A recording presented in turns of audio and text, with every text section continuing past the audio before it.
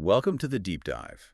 Today, we are wrestling with, well, probably the single most urgent question in the 21st century economy. Is this AI revolution going to mean mass job replacement, or are we looking at something more like unprecedented human augmentation? It really is the defining question, isn't it? And the debate often generates way more heat than light. So what we've done is pull together a pretty significant stack of sources.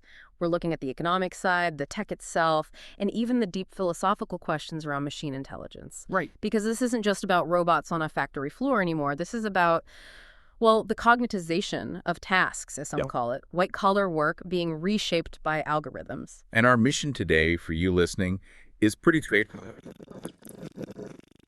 I want to distill the core arguments about where human labor seems most vulnerable, but also where it stays uniquely valuable. What really separates our intelligence from the machines. It's about getting a quick, but hopefully thorough, handle on this whole workers versus machines challenge. Yeah, and if you look back historically, technology's always had this cycle, right? Destruction and creation. Think about the Industrial Revolution. It mechanized manual labor farm workers, artisans, they were displaced. But then new factory jobs, managers, whole new structures popped up. In the information age, same pattern. Pretty much. It computerized routine stuff, data entry, admin tasks. But then we got software developers, database managers, digital marketers, new jobs emerged. So the natural assumption maybe is that AI will just follow suit. New tech, new jobs, eventually. But you're saying this AI cycle feels different. It feels potentially different, yeah, because of the speed, the sheer scale, and crucially, the nature of what's being replaced. Previous waves were about mechanizing physical stuff. AI, it's moving into areas like rational action, prediction, things we used to think needed, uniquely human judgment. So it's not just moving pieces on a chessboard, it's deciding which pieces to move and why. Exactly. AI isn't just doing the task, it's making decisions about the task. Yeah. And we really need to understand where this computational power first creates, well, frankly, a devastating economic shockwave. Okay, let's unpack this. So if history suggests eventually new jobs might show up, where do the sources say we should brace for the most immediate, maybe the most painful economic hit? Well, you don't have to look much further than autonomous transportation. It's probably one of the clearest, most immediate examples of replacement. The economics behind it are just incredibly powerful, almost too powerful to ignore. The numbers I saw in the sources are staggering. When shared rides go fully autonomous AVs, the cost reduction isn't just a little bit, it's huge. Revolutionary even. Can you walk us through why? Sure. If you look at how a ride-sharing service works today, the biggest chunk of the cost, it's the person driving. Right. The data suggests something like up to 75% of what you pay goes to the driver. Their salary, benefits, rest breaks, all that. Yeah. Just take the human driver out of that equation. Suddenly, the cost of that ride, it plummets instantly. And that kind of low cost, well, it changes everything about how people choose to get around. And when costs drop that much, what happens? Well, you see a massive shift, right? More people move away from owning their own car, which is expensive and often inconvenient, towards using these shared on-demand AV fleets. And beyond just the money, there's the safety angle, long-term at least. Yeah, so. Think about it. A really experienced human driver, maybe they have, 10,000 hours behind the wheel over a decade? An AV, it learns from trillions of hours. Collective data from every single connected car out there globally. And importantly, it never gets tired, never gets distracted, never forgets the rules. This massive shared learning curve. It's expected to lead to much, much greater safety and efficiency down the road. But that efficiency, that safety improvement, it comes at a huge human cost. We're talking over 3.8 million Americans working right now as truck, taxi, bus drivers, directly impacted. That's an enormous sector, a scale of disruption we haven't seen happen this fast very often. And that's just the direct hit, the peripheral disruption that often gets overlooked in these forecasts, but it's arguably just as big, just as profound. Think about all the industries built around us needing to own, park, and fuel our cars. What specifically comes to mind? Okay, parking garages. Sources say our cars are parked, 95% of the time? Wow. So if cars become shared, used way more efficiently, and can park themselves remotely, maybe outside the expensive city center, well, suddenly you don't need nearly as many downtown parking garages. That land gets repurposed. It hits real estate, construction, parking enforcement jobs. And gas stations too, I imagine, car dealerships. They'd shrink dramatically, yeah. And the whole car maintenance industry gets turned on its head, doesn't it? If we shift to shared electric AVs, Those old school mechanical repairs, they become less common. Replaced by tech expertise. Exactly. It shifts completely away from engine mechanics, oil changes, body work, towards electronics, sensors, software updates.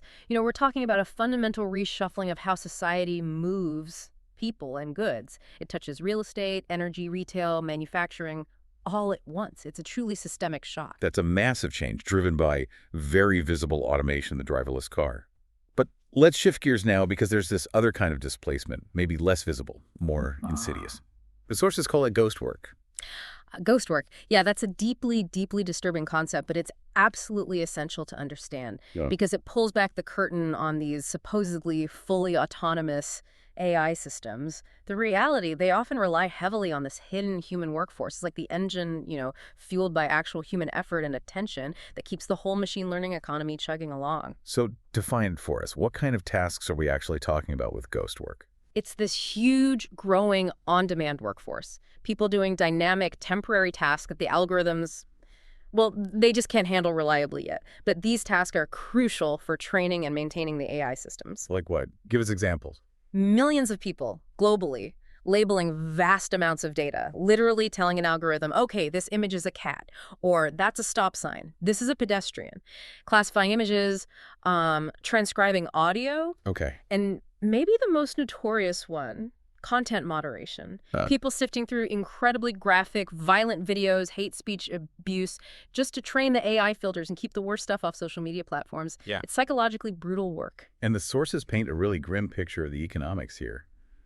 Sounds potentially quite exploitative. Oh, absolutely. There was a detailed study, looked at about 3,500 of these crowd workers across 75 countries, found a huge number were earning less than their local minimum wage, often significantly less. Wow. And what's really striking is many of these people were highly educated. Some had advanced degrees, often in science or tech fields. So why would highly educated people do that? Work for less than minimum wage, it seems. Backward. Well, this points to sort of a dual motivation and the vulnerability baked into ghost work. For workers who have fewer immediate options for income, they're doing it purely for the money, right? Yes. Which makes them economically vulnerable and often drives down wages in local markets. Okay. But the sources show this split. Workers who are highly educated or maybe have other stable income, they might pursue this ghost work for different reasons, not just cash, but maybe self-improvement, gaining skills in data labeling or prompt engineering, things like that. So resume building, almost. Could be. Or maybe just for self-determination, using bits of free time, being their own boss, flexible hours. But yeah, while it might be a flexible entry point for some, for many others, it looks a lot like global economic exploitation. And often, like we said with content moderation, it comes at a really high psychological cost. That's psychological trauma. It's real. It's documented. It is. These people are doing essential but emotionally toxic work, basically protecting the rest of us from the nastiest corners of the internet. And they're doing it under immense pressure for very little pay. It's a profoundly dark side of this whole algorithmic economy. Yeah, critical human costs we often forget when we just talk about autonomous AI. Okay, so zooming out from specific jobs like ghost work, looking at the macroeconomy. The data suggests automation has already played a huge role in the economic divisions we see today, right? This is such a critical point. It shifts the debate from some potential future fear to a current reality. Economists have actually calculated this. Automation, and this includes earlier robotics, computational power, things before the current AI boom, already contributed as much as 70%. 70% of the increase in U.S. wage inequality just between 1980 and 2016. 70%. That is an enormous figure. Yeah. How does automation specifically drive wage inequality like that? More than, say, globalization or decline in unions? Well, the sources point to two main things: skill bias and capital bias. Automation tends to increase demand for highly skilled workers. The engineers, the AI trainers, the researchers who build and manage these systems. Right. But it often destroys demand for medium-skilled routine jobs, think administrative tasks or assembly line work. So it hollows out the middle, polarizing the job market. Okay, skill bias. What about capital bias? Simultaneously, automation shifts the economic returns away from labor and towards capital owners. The companies, the shareholders who own the robots, own the algorithms, they capture more of the gains. Labor's share shrinks, so this stratification returns flowing increasingly to the top that largely explains that huge 70% number. And looking forward, the economic forecasts suggest this trend, this stratification, is only going to accelerate with more advanced AI. That seems to be the consensus among the economists we looked at, yeah. AI systems are likely to concentrate investment and productivity gains even more in advanced economies. It potentially widens the global gap. And by making it easier to substitute machines for humans in more tasks, AI is expected to weaken the bargaining power of workers generally. That continues the wage stratification trend unless there are, significant policy changes. Wow. It paints a pretty tough picture of the economic present and the near future. The machine seems to be winning the productivity race in many areas.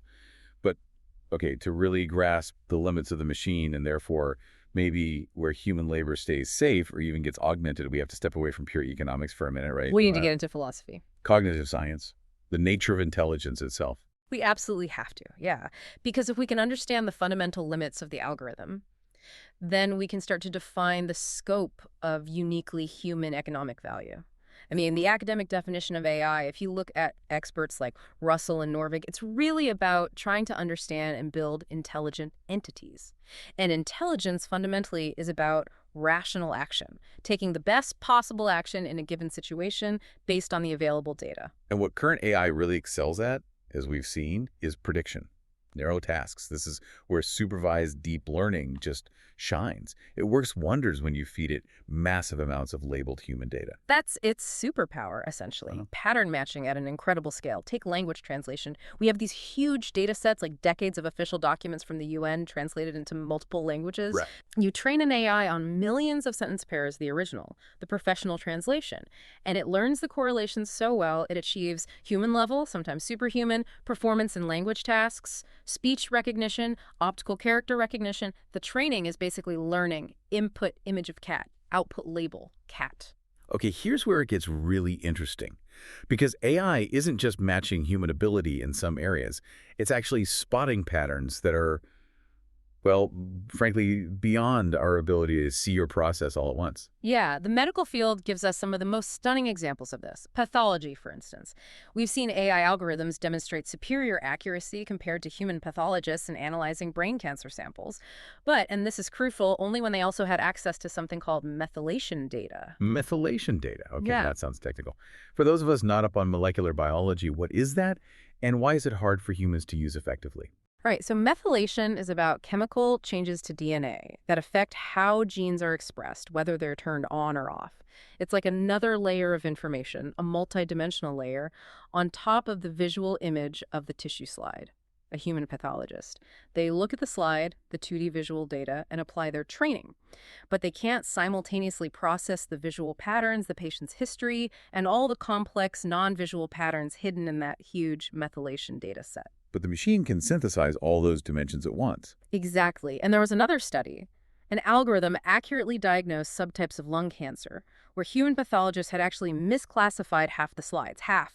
The machine sees correlations, prognostic indicators that are just invisible to the human eye alone. It really proves AI is a phenomenal prediction machine when fed complex, multidimensional data.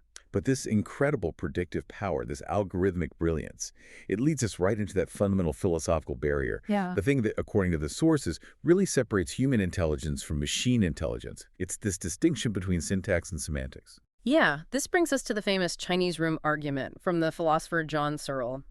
It draws a really crucial line: a digital computer program.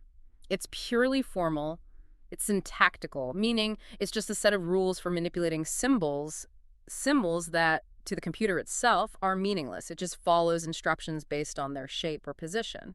Okay, syntax is rule following. No. And the human mind, we have semantics. We attach meaning, interpretation, conscious understanding to those symbols. Exactly. The thought experiment makes it clear. Imagine someone who doesn't speak Chinese locked in a room. They get slips of paper with Chinese symbols pushed under the door. That's the input.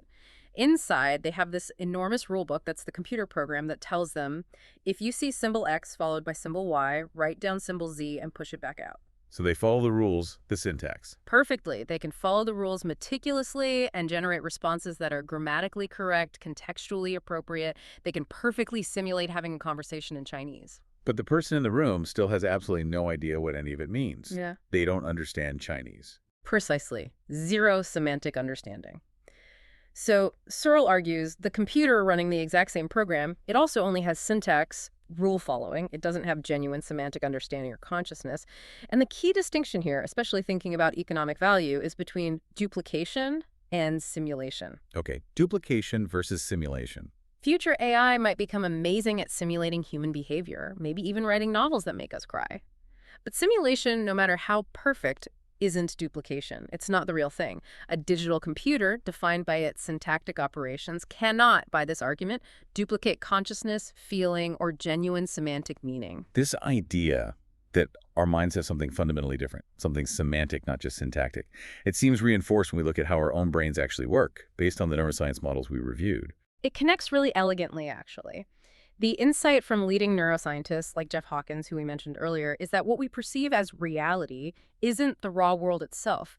It's a complex internal model of the world constructed inside our heads. Our brains are, in essence, prediction machines that generate our reality. Can you unpack that modeling process a bit more? How does the brain build this reality? Well, the sources focus a lot on the structure of the neocortex. It's made of these repeating units called cortical columns.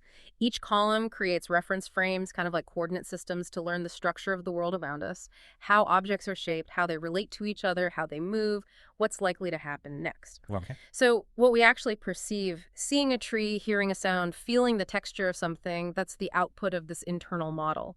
It's not the raw sensory data hitting our eyes or ears.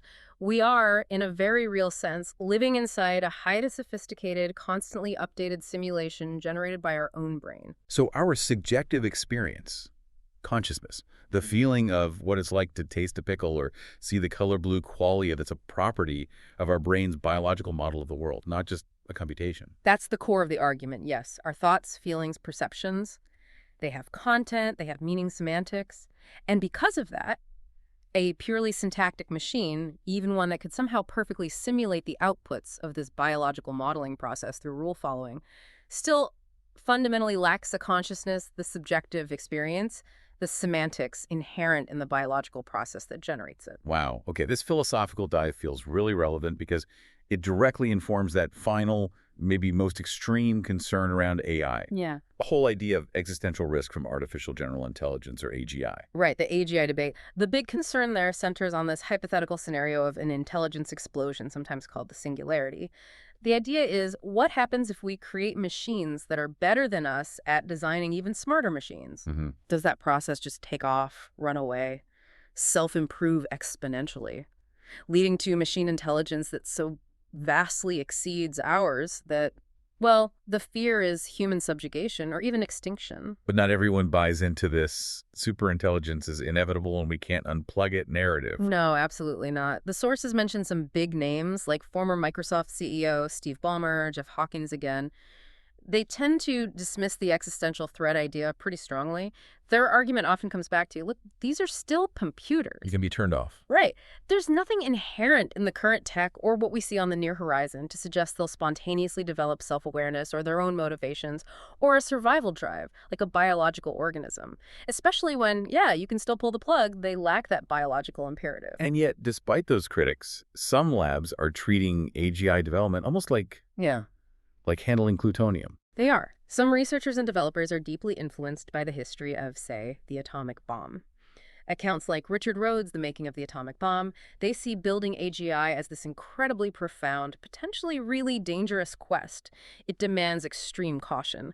So they structure their labs with intense security, governance protocols, almost like a modern Manhattan Project.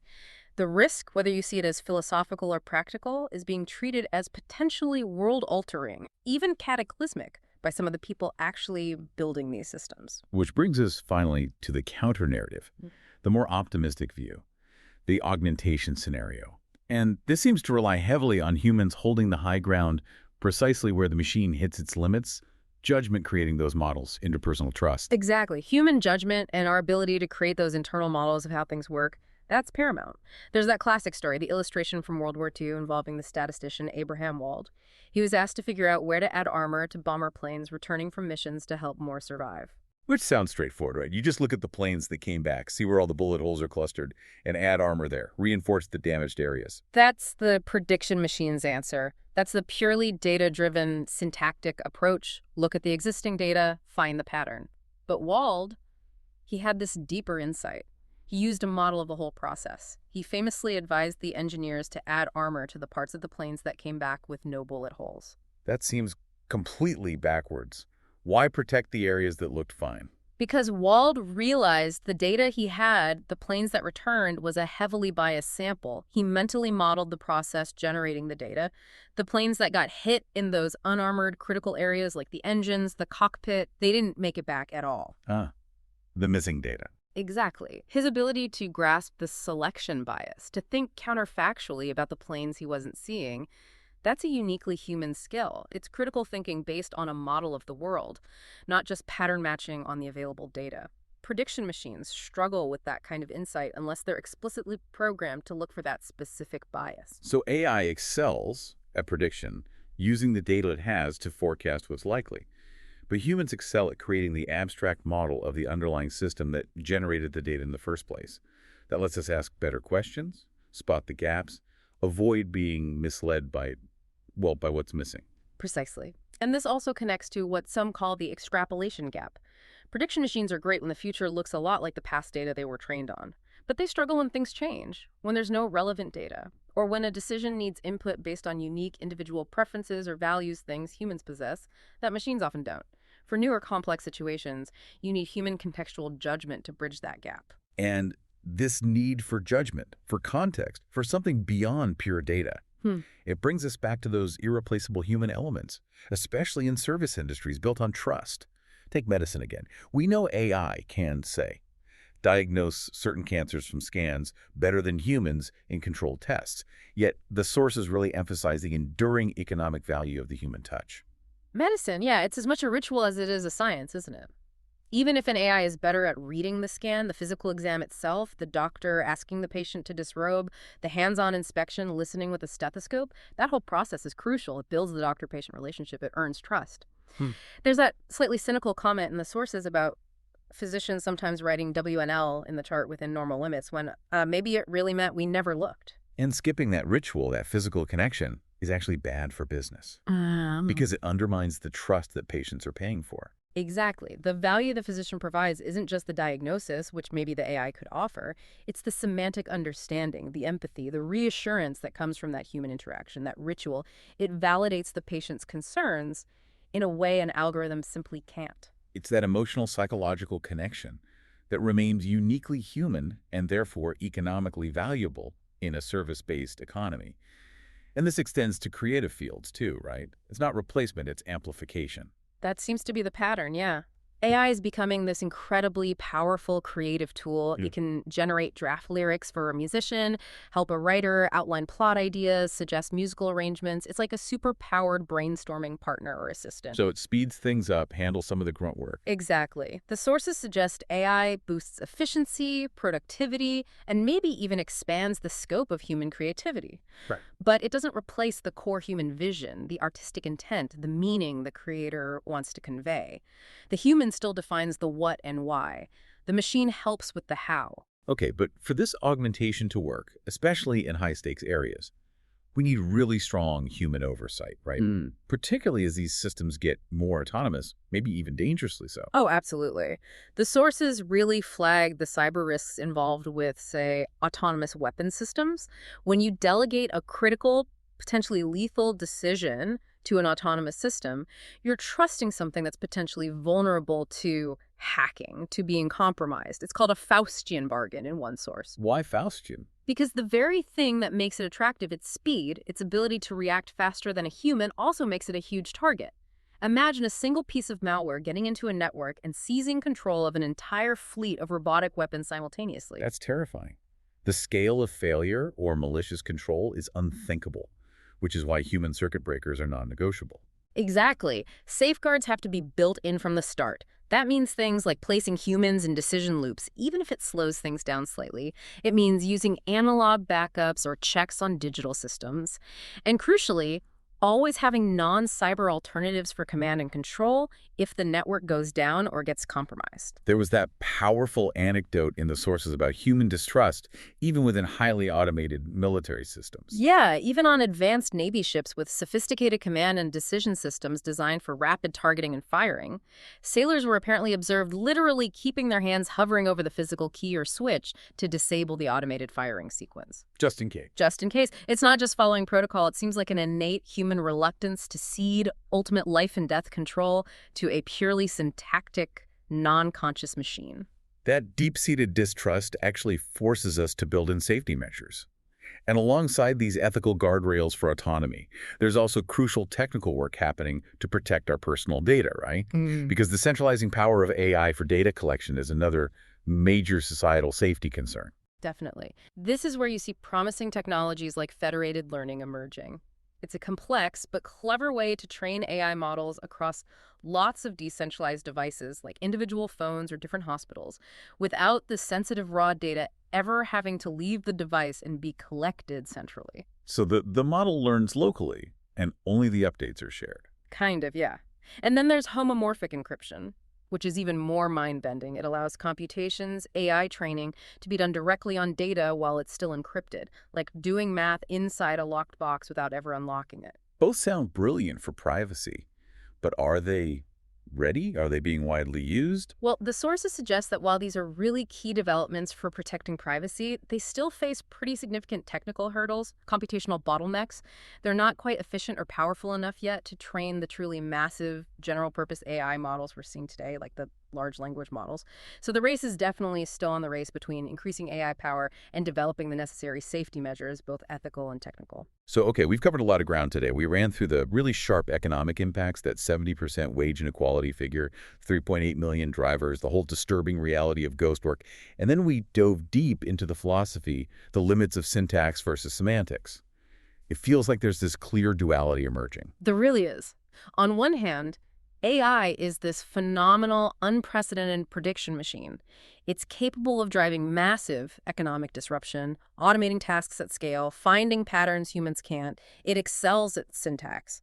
But at the same time, the machine hits these fundamental walls when it comes to meaning, genuine semantics, when it comes to judgment based on world models, and when it comes to that irreplaceable interpersonal element of trust and connection. The future of human labor, then, it seems to be defined by how quickly and effectively we can pivot, how well we identify and lean into that semantic gap. Absolutely. The highest value human work in the future, it's likely going to involve identifying, developing, and prioritizing the roles that really leverage those uniquely human strengths. Right. The ability to create mental models like Abraham Wald did with the planes, the critical thinking, the ethical oversight, demanding those non-cyber backups, and fostering that interpersonal trust, that creative vision.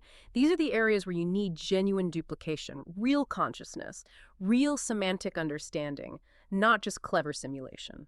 So what does this all mean? We touched on that fascinating idea from neuroscience that our perceived reality is itself a kind of simulation, a model built inside our own brains, this internal world of reference frames and predictions. If that's the case, we're fundamentally model builders living inside our own mental simulations. How does our unique ability to manipulate that internal reality, to think counterfactually, what if, to be creative, to feel genuine emotion, things a purely syntactic machine can't do, how does that ability forever separate human economic value from the machine? It's that ability, as one source beautifully put it, to slip out of the midst of reality into soft what-ifs. That power to step outside the current data, outside the established patterns, and model an entirely different possibility. The possibility of the missing planes, the possibility of a new melody, the possibility of a fairer system, that capacity for semantic thought, for generating genuinely new meaning and models. That seems to be the persistent, irreplaceable human edge. Which leads us to the final question for you, the listener. What are you going to do to ensure your work, your contribution, falls into that category? The category that demands the human touch, the judgment, the creativity, the semantic understanding that, at least for now, no machine can truly duplicate. Thank you for joining us for this deep dive. We'll see you next time.